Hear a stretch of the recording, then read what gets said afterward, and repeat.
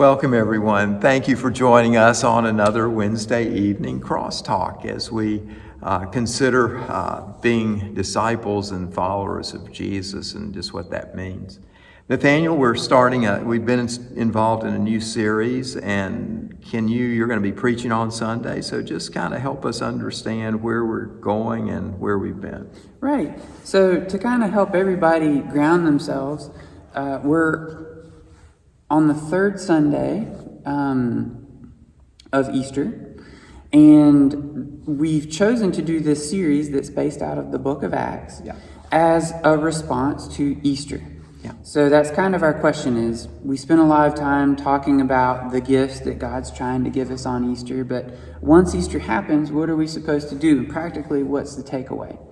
And when we read the story, we find that Easter morning is a climax and a culmination, but it's really the beginning of a new thing. And what we have been exploring through the book of Acts is, what is the message that Easter gives to Jesus' friends, and who do they go and tell? Yeah, and that's all, given to us in the book of Acts. It's well documented and well preserved. You get these proclamations to different kinds and groups of people. Right. So that's formed kind of this series that we've been working on. So on Easter morning itself, we talked about the message. And we know that Jesus lived, and we know that Jesus died on Good Friday. But the real message of Easter morning is that Jesus is alive. And it's a message of vindication.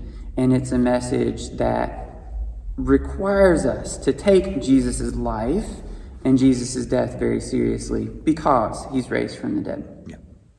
But the fundamental good news is that Jesus is alive.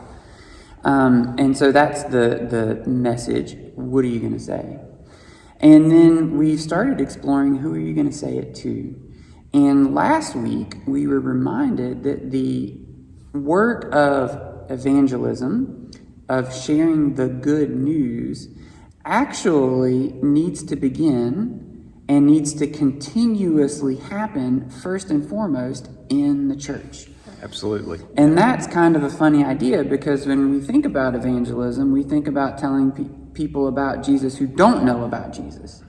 But the message of Acts and the example of the early story is that a constant reminder, a constant teaching, proclamation of the good news that Jesus is alive is necessary for the life of the church. That's right. And sometimes we give it different language. It is announcing this good news, this Evangelion, but it's also Christian formation, we call it, or maybe Christian education, or discipleship, or something like that. We give it different language, but it's really the same thing as evangelism. It's just focusing on this good news and how that good news impacts our lives. Right, and the basic idea that we talked about last week in the service is that one of the amazing things that we see in that early church, that first generation, is that when they focused on the resurrection,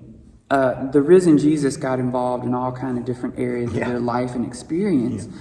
And the risen Jesus was able to bring resurrection to some pretty broken places, like some pretty broken economic systems.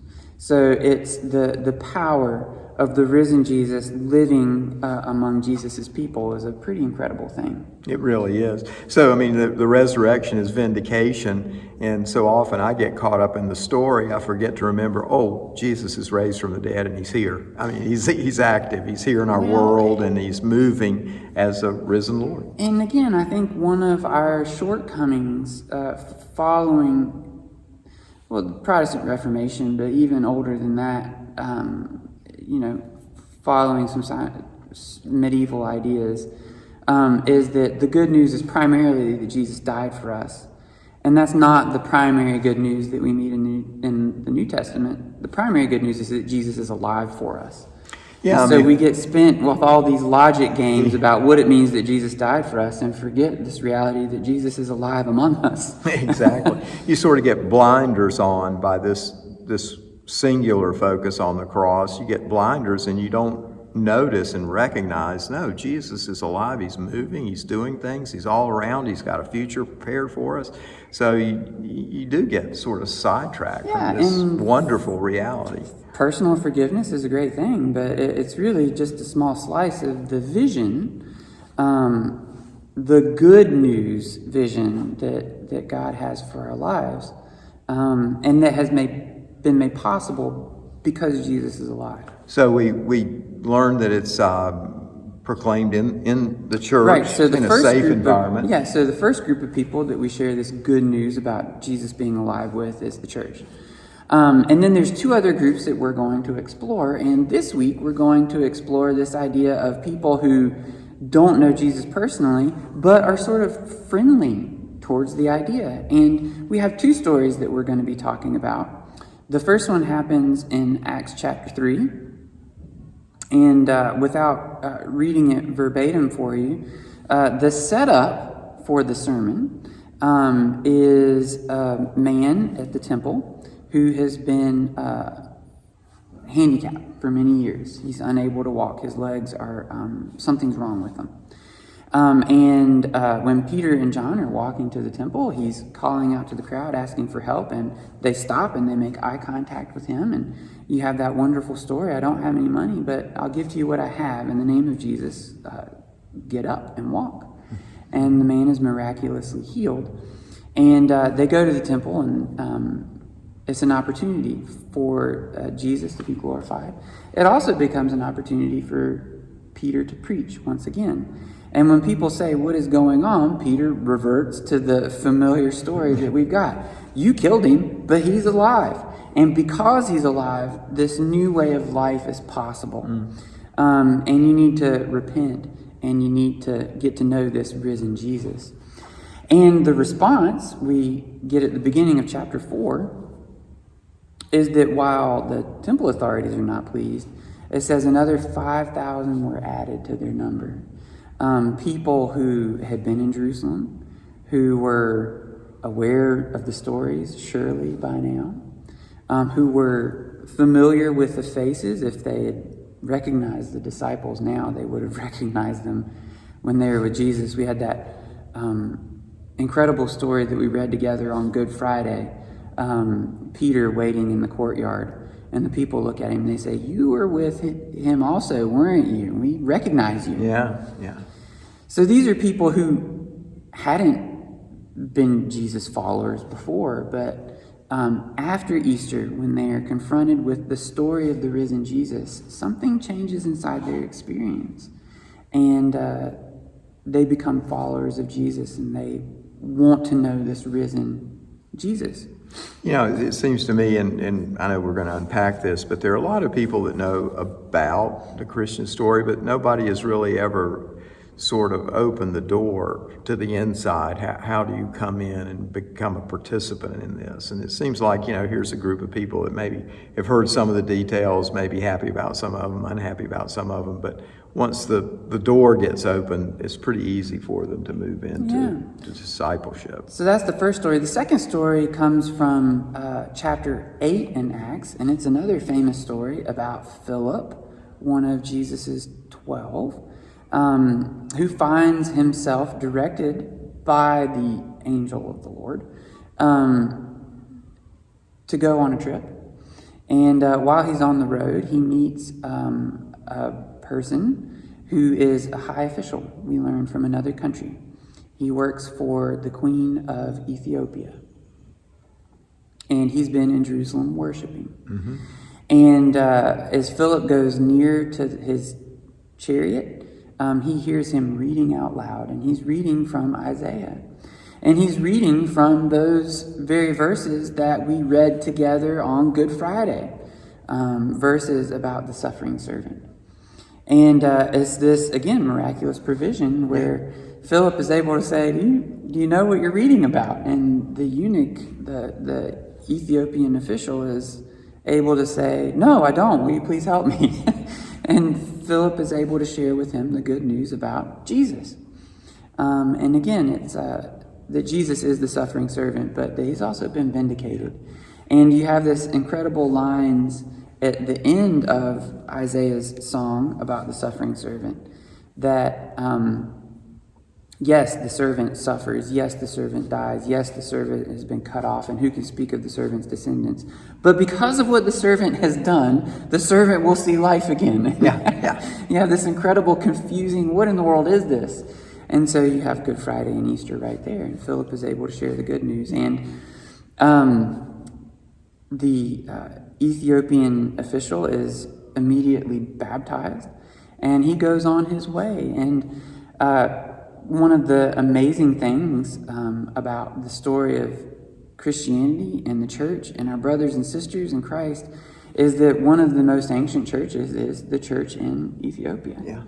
An incredible ancient witness for Christ in a completely different context. This is not European. This is not Mediterranean. This is distinctly African. But it has been there from the beginning.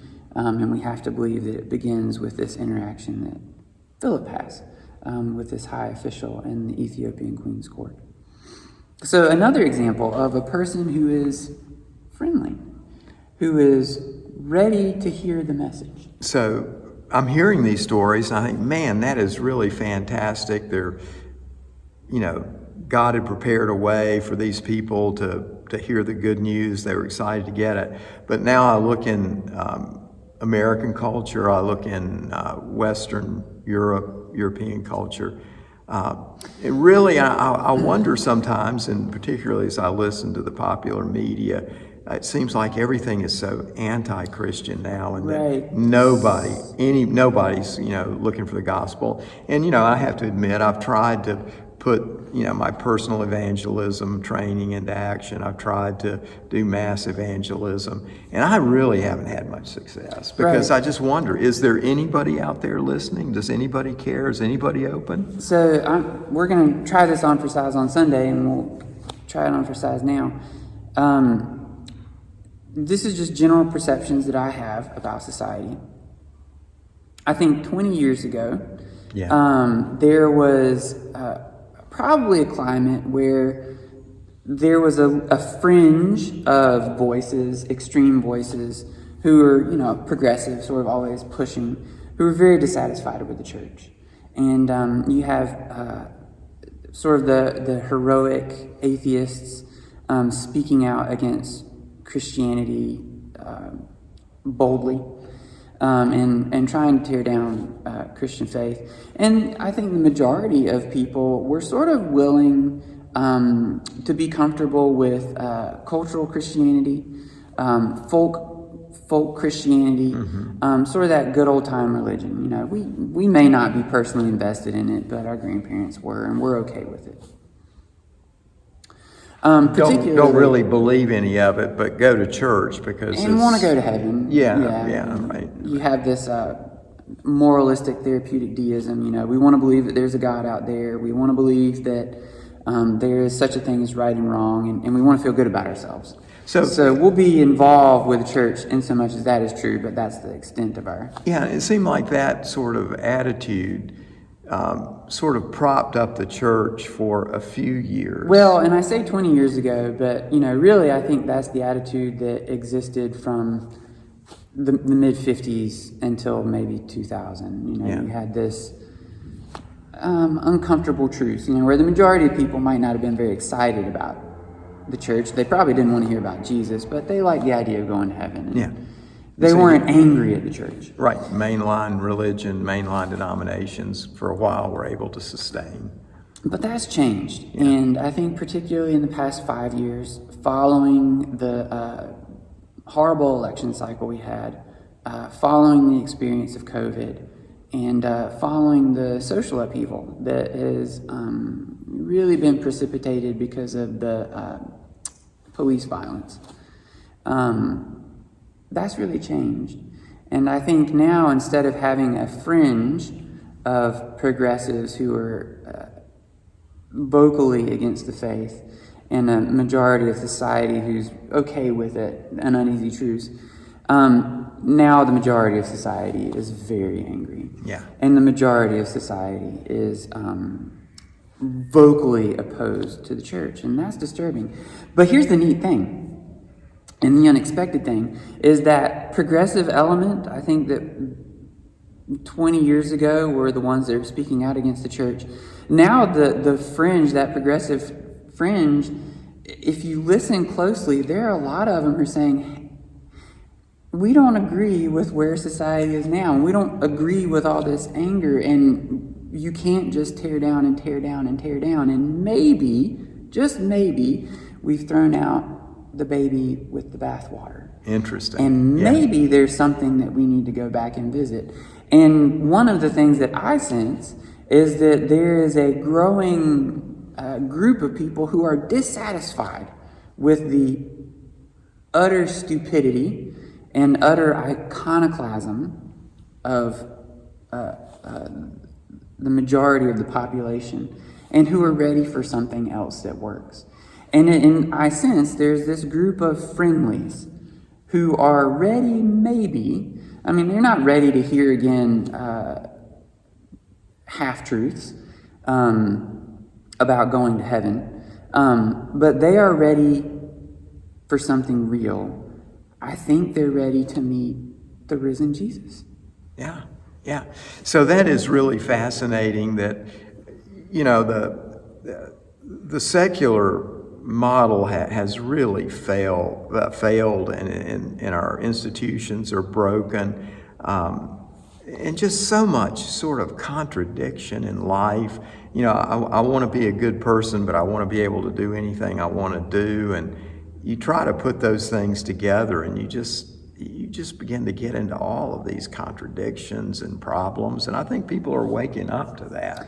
Well, I don't think they are, actually, and that's a sad thing. People in general, I think, are slow to the conversation, but, you know, there's two, I think, major conversations culturally that are guiding everything. And I was this week watching, again, a much older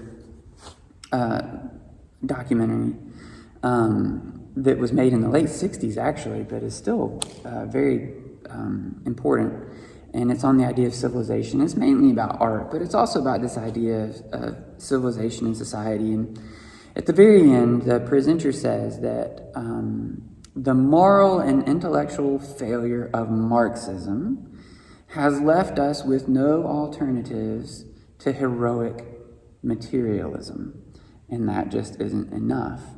And that's a heavy sentence, but it gives us the two big ideas. There's Marxism, and we are more and more familiar with that because Marxism, I think, is really the voice that's coming through in woke culture. And on a popular level, it's about struggle and it's about conflict.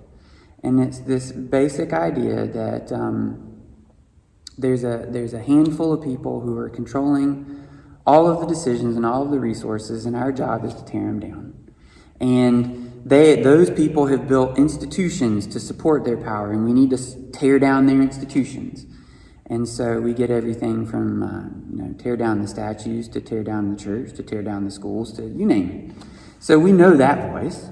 And also, I think at the end of Marxism too, there's this idealism of there's a utopia sort of out there once we've torn down everything, and I get in control. There's sort of this utopian classless society, right. But that's not quite it. But. This is where we run into the what Marx said is not what Marxists say. But yes, Marx certainly had this idea that once we tear everything down, there will be this self-made utopia. But that's certainly not the way that people do it today. I want to be in charge. Yeah, well, but I think that there is this idea that if we can just get rid of the bad institutions, things will be better. Exactly, and there's this sort of an idealism out there, so that takes us to heroic materialism. Well, it's not necessarily an idealism so much as a dissatisfaction. Yeah, I hate what you've made, and so at least I can tear it down. So we'll defund the police. We'll go completely anti-government. Well, whatever the thing is. Yeah. So we know that voice. And then obviously we see the moral and the intellectual failure of that. The utopia never comes. No. The oppressed tear down the oppressors, and then they become oppressors themselves. They become the dictators. That's it. That's what we see in our culture today. These people that tear it down. Now I'm the one that says you've got to do what I want to do. Right. The end of Marxism is Xi Jinping or Vladimir Putin. So it's a moral failure. It's an intellectual failure. And there's no alternative then to heroic materialism. And what he means by that is this, basic admission that in life there is no other goal than just getting as much stuff as I can. Eat, drink, and be merry. He who dies with the most wins. Yeah. Is kind of the end of heroic materialism, and it's a pathetic admission that the best thing that we can attain is owning the things that we want. And that is under so much of American experience. And it's under so much even teaching in the church. The best thing that you can hope for is to acquire the things that you want. And in the church, it becomes God's going to give you those things that you want. If you make God happy. If you make God happy. Then God will give you those things that you want. Yeah. And we know, again, that there's also a moral and intellectual failure there. Yeah. Intellectually, we know that it's not true because bad things happen to good people and good things happen to bad people. And morally, it leads to an incredible abuse of grace, if nothing else. And it opens the door to just devastating hypocrisy in the church.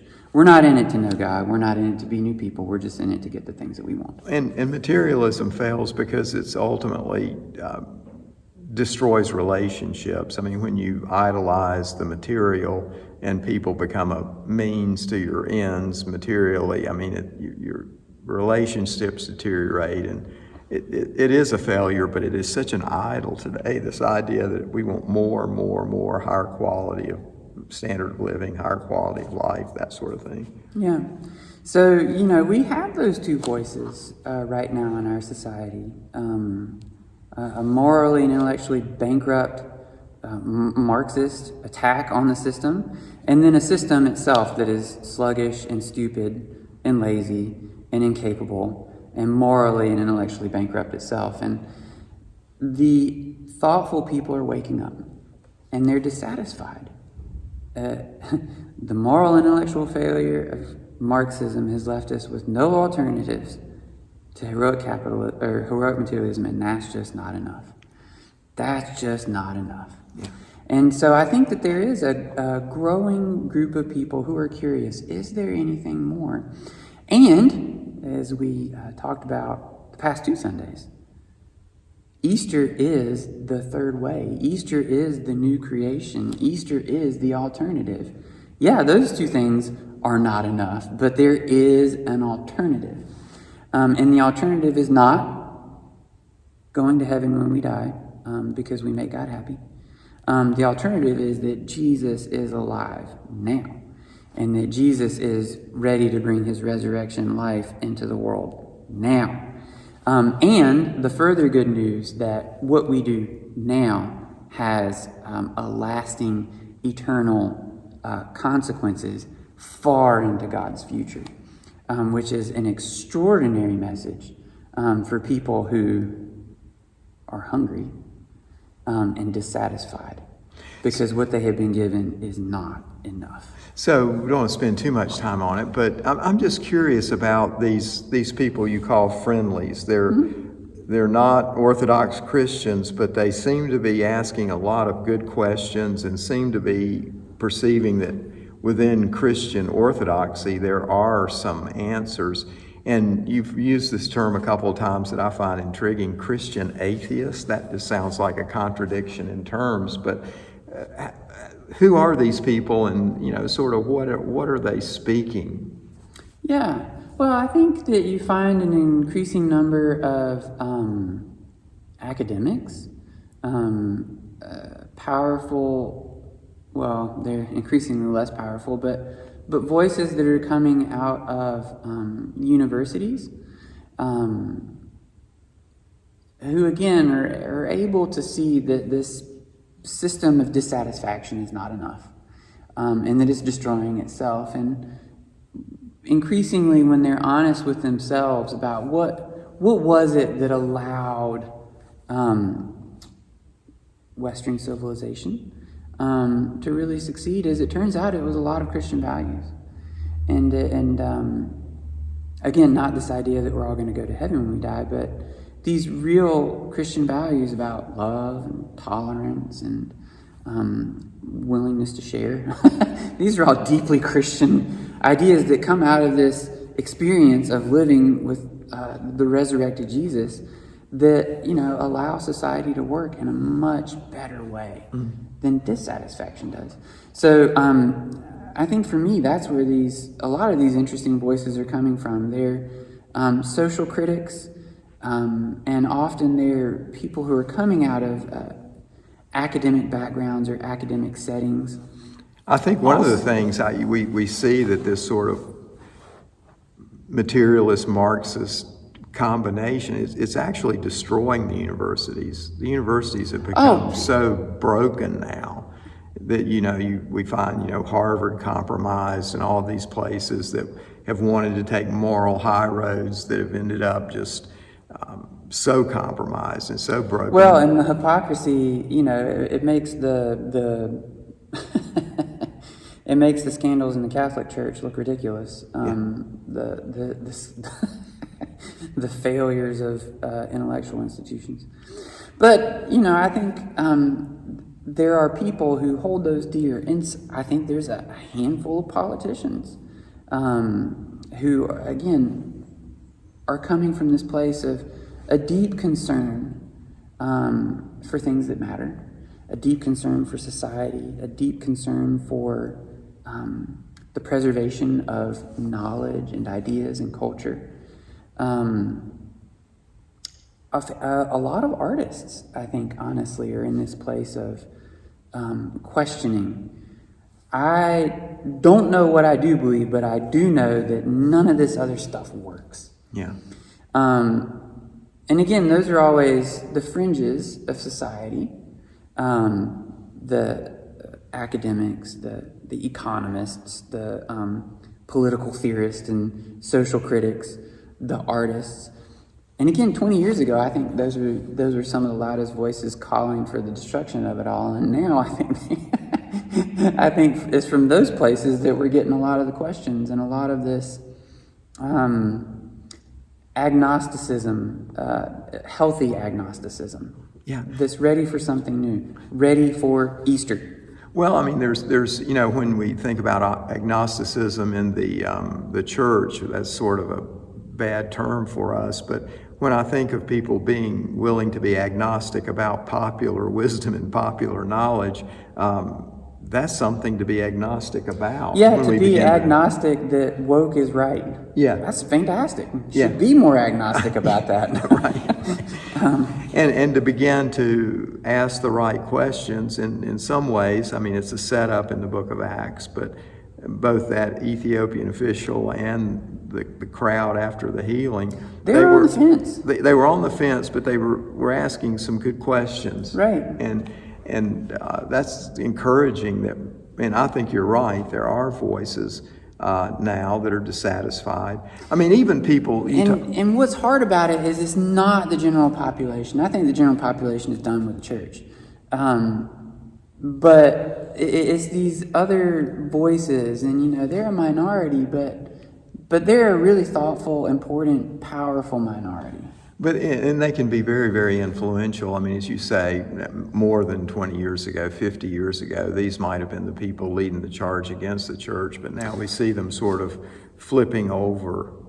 And they were influential then, but they can be influential now. So I'm thinking about doing this on Sunday. I haven't made up my mind, but just as a test case, there's a figure that Dad in particular has become more fond of over the past couple months.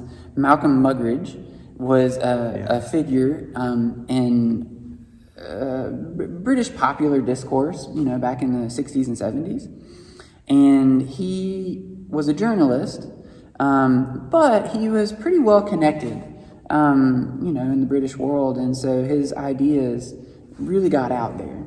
Yeah. And Malcolm Muggeridge is this interesting figure because he was raised a staunch Marxist. Mm-hmm. And that was his family's life, and for many years that was his life. Yeah.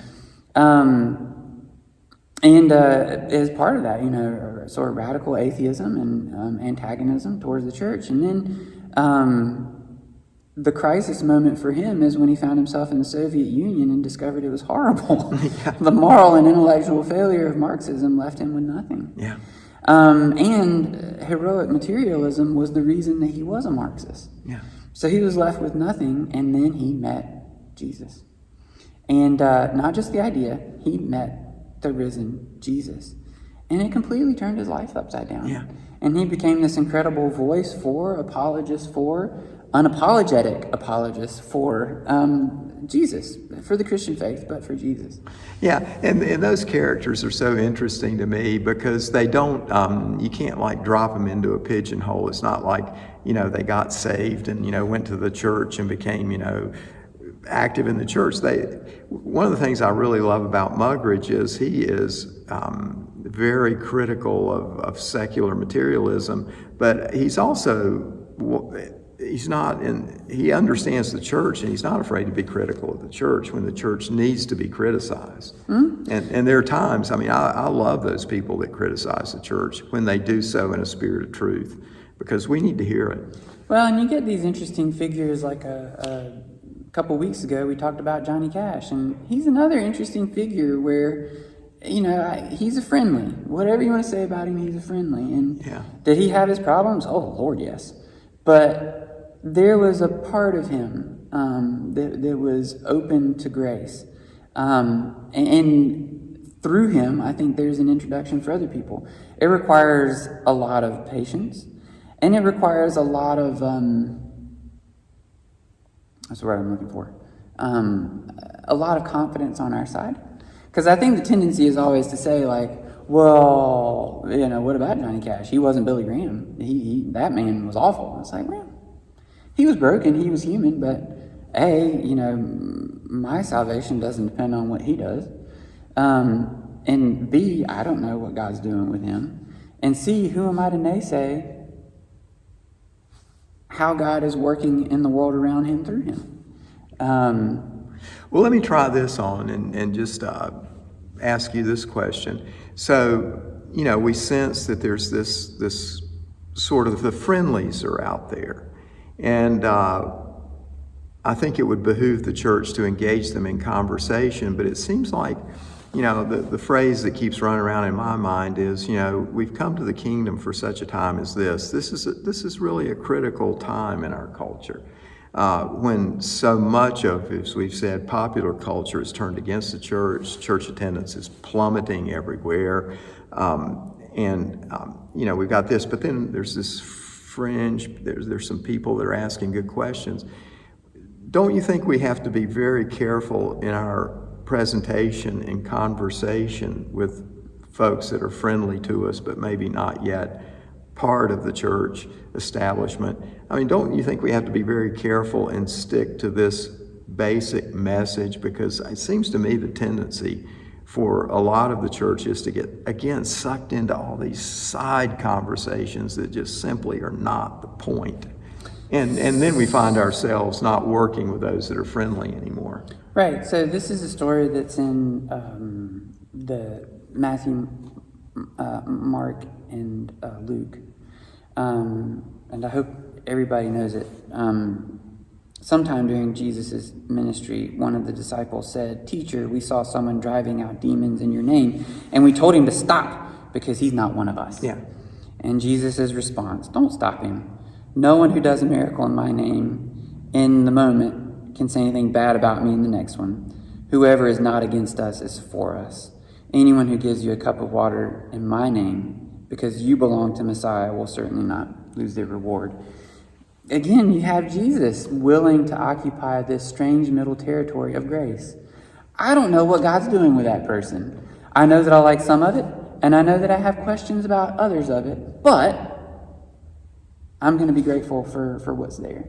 And I'm going to continue to pray that the risen Jesus would meet this person and they would come more and more into relationship. Yeah, what an extraordinary place to be. And also what an opportunity for us to, again, shake off what is either plainly not true, or what is unimportant, or what has just merely missed the point. Again, we're going to talk about this on Sunday, but we have all these ideas that are fantastic ideas. Marxism is a great idea. Free market capitalism is a great idea. The idea of pitchforking souls into heaven is a great idea. Folk religion is a great idea. I make God happy and I get what I want. The problem is that none of them work. None of them are true. Experientially, they do not play out. Not so with the risen Jesus. When the risen Jesus gets involved, it's not about ideas, it's about life lived. And to allow that to be the message. Jesus is alive. Jesus can get involved with you personally. And I'm going to step back and see what he does with you. That's a really different way to think about evangelism. And it's frightening because I don't know where it'll go.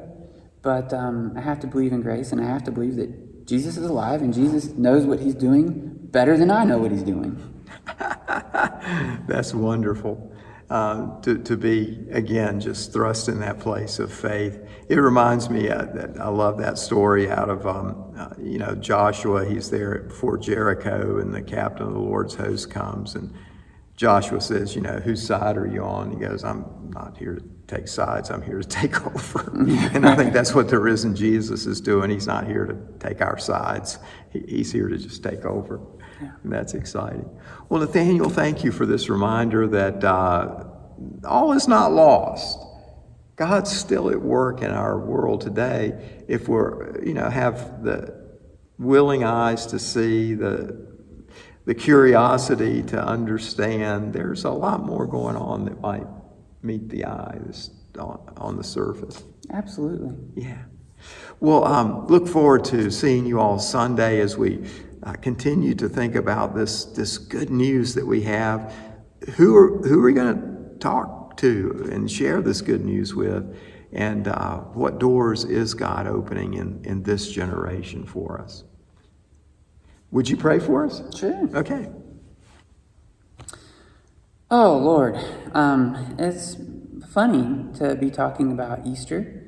Prayer is such an odd exercise because I confess that for me, so often it feels like talking to the air or talking to an idea. But we confess that you are alive and we're talking to you and that you are listening. I just pray that you would go before us this week and in the weeks to come, and that you would make that reality more and more central and more apparent in our experience. And I also pray that you would work through our experience to those who are around us, to those who have good questions, who are skeptical about the way this world works, but they haven't met you yet. May there be grace that they begin to meet you through us.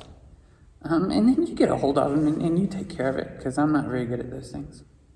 So we hand this all over to you. In Jesus' name, amen. Amen. Thank you, Nathaniel. Thank you all. Look forward to seeing you soon.